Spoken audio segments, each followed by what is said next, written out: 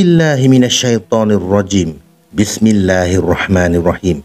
Assalamualaikum warahmatullahi wabarakatuh kepada semua para penonton Malam Mistik Profile daripada seluruh Nusantara. Apa khabar semuanya? Semoga semuanya dalam keadaan sihat dan sejahtera. Lama kita tak jumpa ya. Ujung-ujung tahun ni Brother Fai memang sibuk sangat. Sibuk dengan travel sana sini. Biasalah dah ujung tahun ni kan. Ada peluang untuk kita travel, kita travel. Dan kita mencari pengalaman barulah ya. InsyaAllah. Baiklah, pada malam ini Brother Fai akan kongsikan kepada anda dua kisah.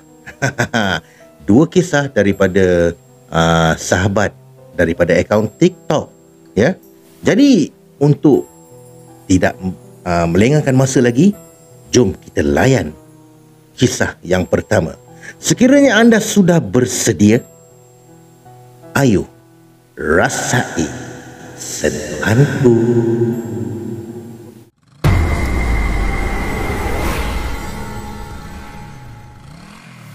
Para penonton Malam Mistik Profile, kisah yang pertama ini datangnya daripada seorang sahabat daripada akaun TikTok. Beliau ni namanya adalah Unggas Rimba. Dahsyat namanya kan. Di sini beliau mengatakan beliau ni sering mengikuti suaminya untuk menaiki motosikal, membonceng motosikal, pergi travel sana sini daripada di seluruh pelosok Malaysia lah. So kisah yang akan dikongsikan ini begini kisahnya. Katanya kejadian itu pada waktu malam sekitar dalam pukul 1 lebih dekat pukul 2 pagi macam tu. Lokasinya adalah Lebuh Raya Utara Selatan. Daripada area Melaka nak menghala ke KL. Masa tu lebih kurang dalam 5 kilometer lagi untuk sampai ke restoran Jejantas ataupun R&R, restoran Jejantas Air Keruh.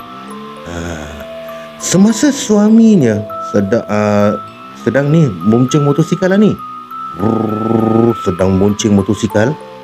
Lepas tu tiba-tiba suaminya terdengar bunyi macam bunyi suara itik. Dalam apa ni sibuk-sibuk di highway tu kan, dengan keadaan yang gelap dan sejuk kan, tiba-tiba boleh terdengar pula tu bunyi suara itik. Jadi si suami ni menegur lah. Katanya macam ni, "Mama, you ada dengar tak macam bunyi suara itik?" Jadi si Unggas Rimba ni kan, dia katalah, "Mana ada dengar apa-apa, tak dengar bunyi apa-apa pun." Lepas tu suami dia pun diam. Apabila hampir saja berdekatan dengan R&R restoran Jejantas Air Keruh ni, barulah si Unggas Rimba ni terdengar bunyi seperti bunyi inilah, bunyi itik itulah. Jadi dia pun heran juga kan, macam mana tengah-tengah highway ni ada bunyi suara itik ni? Motor ke yang bunyi ni, ataupun ada apa-apa problem kat motor ni? Jadi dia pun buat tak tahulah. Jadi mereka berdua pun singgahlah di R&R Air Keruh. Jadi di R&R Air Keruh ni pada waktu malam biasanya memang sunyi lah. Hanya tinggal satu saja kedai yang masih dibuka. Itu pun kedai minum lah. Untuk minum, kalau nak makan berat-berat ni memang dah susah lah kalau pukul 2 pagi kalau di restoran Jejantas Air Keruh ni. Jadi beliau pun sambil rehat minum kopi untuk apa, melepaskan penat menaiki motosikal. Sambil tengah minum tu, mereka berdua terdengar lagi tahu bunyi itik. Si unggas rimba ni mengatakan pada suami dia, "Bang," katanya, "mengikut apa yang pernah kawan saya katakan, bila malam-malam ni, bila kalau kita terdengar bunyi suara itik, ini adalah petanda kemunculan makhluk Pontianak," katanya. Jadi dia tengok, dia amati suara tu makin lama makin kuat. Jadi mereka berdua ni rasa macam susah hatilah. Alamak, macam mana ni nak meneruskan perjalanan pun dah risau dah. Jadi suaminya pun ambil keputusan, "Okeylah Mama, saya rasa macam ni lah. Kita teruskan juga perjalanan. Kita teruskan perjalanan, tapi kita cari hotel yang berdekatan untuk kita rehatkan diri, berehat di hotel tu. Dan pada esok paginya barulah kita sambung perjalanan kita untuk pulang." Jadi mereka berdua pun teruskan perjalanan. Dalam perjalanan tu pun masih lagi terdengar bunyi itik tu. Seolah-olah bunyi itu mengikuti mereka berdua di mana saja mereka pergi. Jadi apabila mereka masuk ke Selekor, kalau tak silap saya, masuk ke Selekor Alur Gajah ke mana, saya pun dah lupa lah kan. Tapi masuk balik ke Melaka lah. Barulah mereka berdua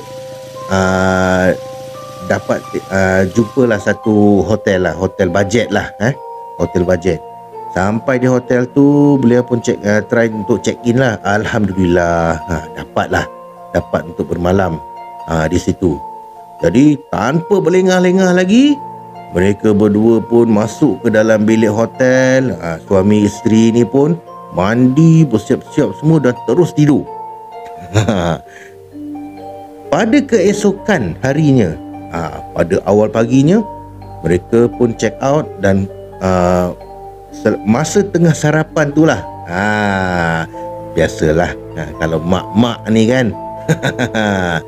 Jadi si unggas rimba ni sebagai seorang isteri, dia menasihatilah pada suami dia kan.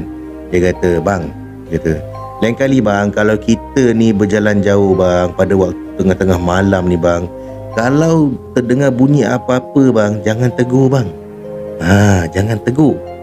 Kalau kita tegur ni bang, inilah masalahnya.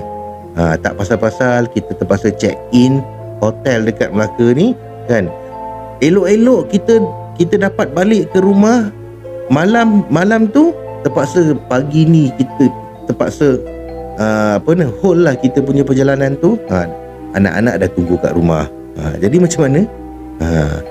Dan itu adalah sebagai satu pengajaran lah, sebagai satu pengajaran supaya macam kalau kita ni berjalan pada waktu malam, jangan berani-berani menegur kalau kita ternampak benda yang pelik-pelik dan juga terdengar bunyi yang pelik-pelik. Mana ada bunyi itik pada waktu malam? Itik dah tidur. Kalau terdengar bunyi itik pada waktu siang tu, itu logik lah kan. Kalau ada itik kampung-kampung ni bunyi itik itu waktu siang, itu logik. Tapi kalau waktu malam tak logik sebenarnya. Itu dah lain ya.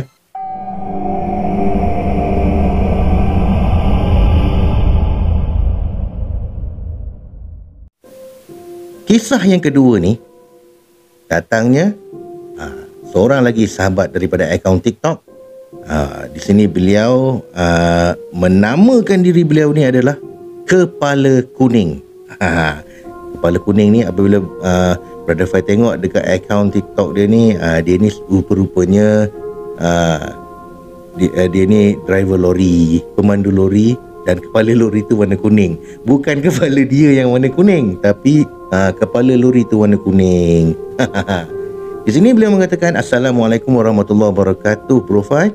"Waalaikumsalam warahmatullahi wabarakatuh." Katanya, "Saya pun ada cerita juga. Tapi saya ni tak tahulah macam mana saya nak bercerita." Ceritalah. Begini kisahnya. Sewaktu tahun 2012, masa tu saya masih kerja di Hotel Senai di Johor. Mula kerja pada pukul 3 petang hingga 11 malam. Tapi biasanya saya akan ganjakkan sikit masanya untuk balik. Biasalah ambil overtime lah. Masa tu pula raya pertama, malam raya kedua. Masa raya pertama tu ada function dinner. Saya pun dengan anak-anak buah mengemas dan mencuci pinggan apa semua sehingga lebih kurang pukul 12.30 malam barulah saya keluar dari pekarangan hotel di Senai itulah. Jadi selepas bekerja tu saya pun nak balik ke rumah sewa saya lah untuk mandi dan berehat sekejap. Selepas tu nak sambung beraya bersama keluarga di kampung. Kampungnya tak jauh pun, dari Kulai ke air baloi katanya. Dari Kulai saya bertolak lebih kurang pada pukul 1.25 pagi masa tu. Hujan renyai-renyai, tapi tak lebat mana pun lah. Dan saya pun singgah di 7-Eleven untuk beli sekotak rokok Dunhill. Amboi, melampau. Rokok Dunhill mahal tu. Saya pun teruskan perjalanan ke Bukit Batu untuk sampai ke kampung saya. Malam tu tidak ada sebiji kereta atau motor yang lalu di kawasan Bukit Batu. Hujan masih renyai-renyai dan tiba-tiba di kawasan ladang nenas, motor saya jadi berat dan mati secara tiba-tiba. Tengah-tengah bawa motor ni,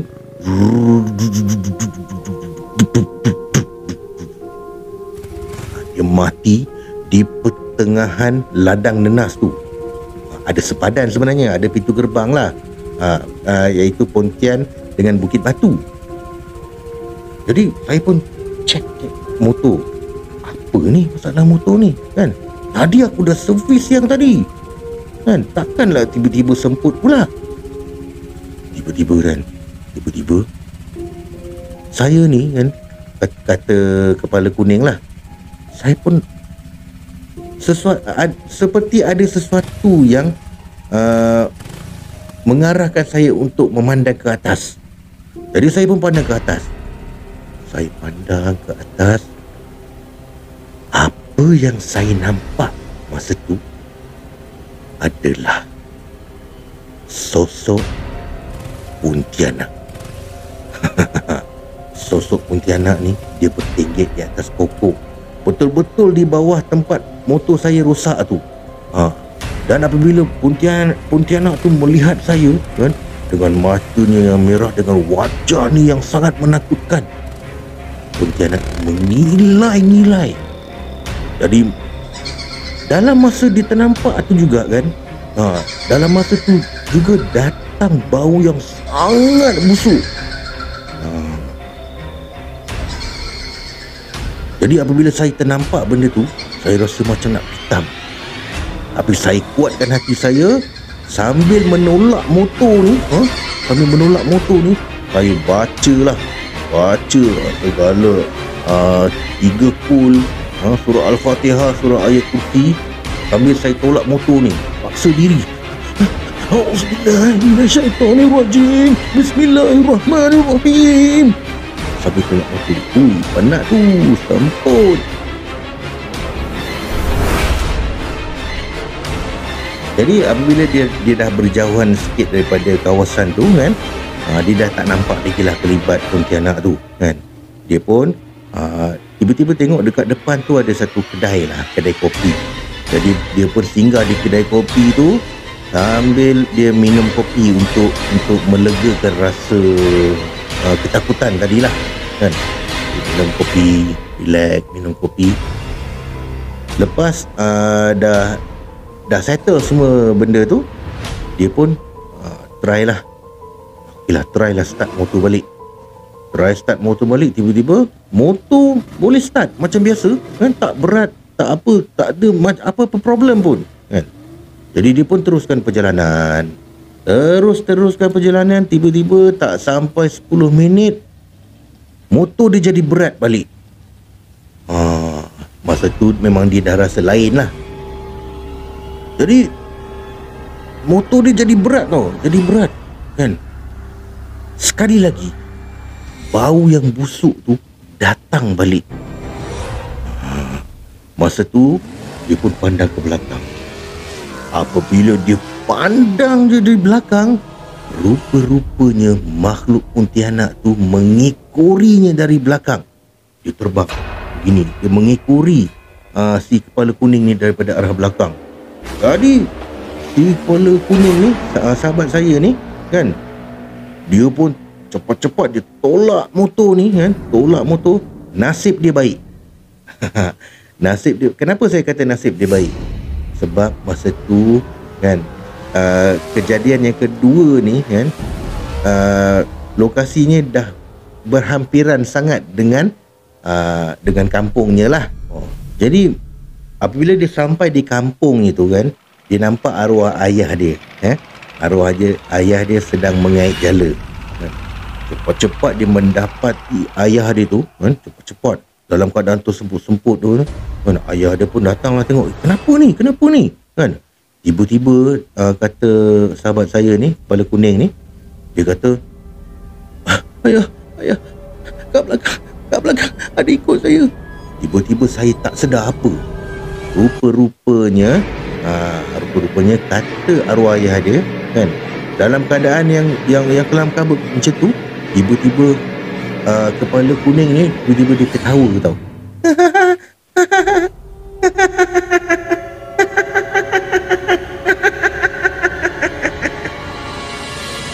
Rupanya dia disampuk ataupun dirasuk dengan makhluk kuntilanak tu. Jadi mujurlah arwah ayah kepala kuning ni. Arwah ayah dia ni pandailah serba sedikit dalam apa orang kata perubatan Islam ni. Jadi ayah dia sendiri yang merawat si kepala kuning ni. Jadi disitulah pengalaman daripada sahabat Brother Fai di akaun TikTok kepala kuning.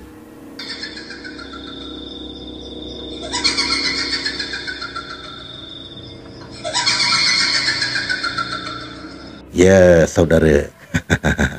Kita dah dengar dua kisah yang dikongsikan oleh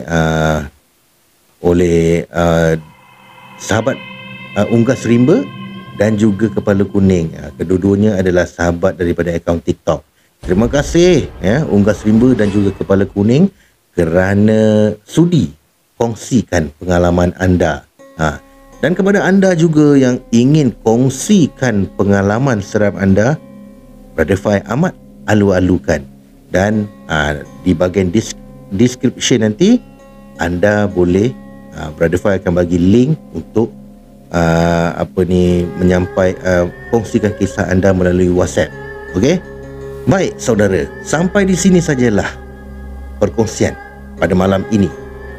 Terima kasih kepada anda yang sudi menonton kisah ini. Jangan lupa subscribe, tekan butang loceng, komen dan share. Kerana subscribe itu gratis. Tolong share ya. Tolong share untuk supaya channel ini boleh berkembang ya. Dan tolonglah kan. You're my friend kan. Okay? Kita jumpa lagi di kisah-kisah yang lain pada masa akan datang. Peace, no war.